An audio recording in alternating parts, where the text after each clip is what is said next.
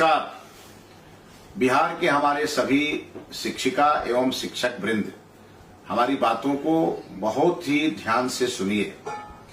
आप सभी की इच्छा थी कि आपके स्थानांतरण आपके जिले में और आपके प्रखंड और आपके पंचायत के बगल में हो।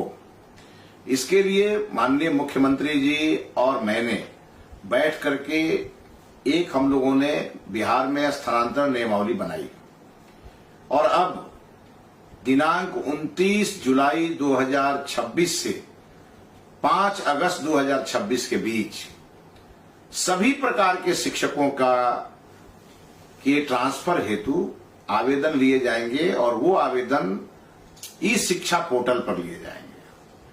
आप सभी को मालूम है कि ई शिक्षा पोर्टल चूंकि उस पे आप जुड़े हैं और उसी के माध्यम से आप अपना आपकी हाजिरी भी बनती है और उसी के माध्यम से आपका सब काम चलता है। तो विभाग ने एक बहुत ही पारदर्शी व्यवस्था आपके लिए लागू की है। तो भूलिएगा नहीं, जिनको भी ऐच्छिक ट्रांसफर की आवश्यकता हो वो कल यानी 29 जुलाई 2026 से 5 अगस्त 2026 के बीच पोर्टल खुले रहेंगे और आप अपना आवेदन करिए। और आपको न किसी को फोन करने की जरूरत है, न पैनिक होने की जरूरत है।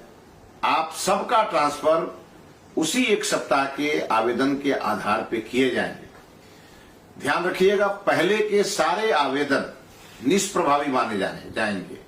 अब आपको नया आवेदन करना होगा। और साथ ही साथ कई लोगों को इस बात को लेकर कंफ्यूजन है कि टीआरई 3 वाले शिक्षकों को मौका नहीं मिलेगा। वो कंफ्यूजन दूर कर लें, उसके लिए हमने संशोधन किए हैं और हमने जिनकी भी अभी अवधि पूरी नहीं हुई थी उनके लिए भी हमने ट्रांसफर के रास्ते खोल दिए हैं। साथ ही साथ जो हमारे मॉडल स्कूल के शिक्षक हैं वो भी परेशान हैं, उन्हें भी परेशान होने की जरूरत नहीं, आपके लिए भी प्रावधान किए गए हैं। इसके अलावे जो हमारे लाइब्रेरियन हैं उनके लिए भी अलग से प्रावधान किए जा रहे हैं। बहुत शीघ्र ही, अति शीघ्र ही आपके लिए भी स्थानांतरण के रास्ते खोल दिए जाएंगे। इसीलिए किसी भी प्रकार के शिक्षक इस बात को लेकर परेशान न हो। आपका स्थानांतरण नीति के आधार पर किया जाएगा। अब ये और बात है कि कई जिलों में बहुत सारे शिक्षक असमानताओं के कारण हम बहुत परेशानी में इस विभाग को लेकर के आगे बढ़ रहे हैं। इसीलिए रेशनलाइजेशन आवश्यक है। विभाग ने उसके लिए भी शेड्यूल जारी किया है, उसमें सहयोग करना है और जो नियम बन गए हैं वो नियम उसी नियम के आधार पे आपके ट्रांसफर होंगे।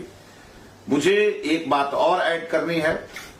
इस ट्रांसफर पॉलिसी के क्रम में और इस ट्रांसफर अवधि के क्रम में कहीं से भी मुझे कोई सूचना यदि मिली कि किसी शिक्षक ने किसी शिक्षा विभाग के पदाधिकारी या कर्मचारी को कोई रिश्वत दिया तो रिश्वत लेने वाला भी और रिश्वत देने वाला भी दोनों दंडित होंगे।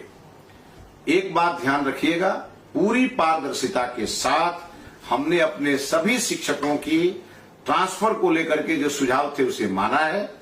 हम आपके लिए लगातार काम कर रहे हैं। धैर्य बना करके रखें और भी आपके जो समस्याएं होंगे उसका भी समय समय पर हम निष्पादन करेंगे। लेकिन ध्यान रहे, आपका मन केवल विद्यालय में रहे और हमारे छात्रों के उन्नति प्रगति में रहे, क्वालिटी एजुकेशन में रहे। बहुत बहुत धन्यवाद।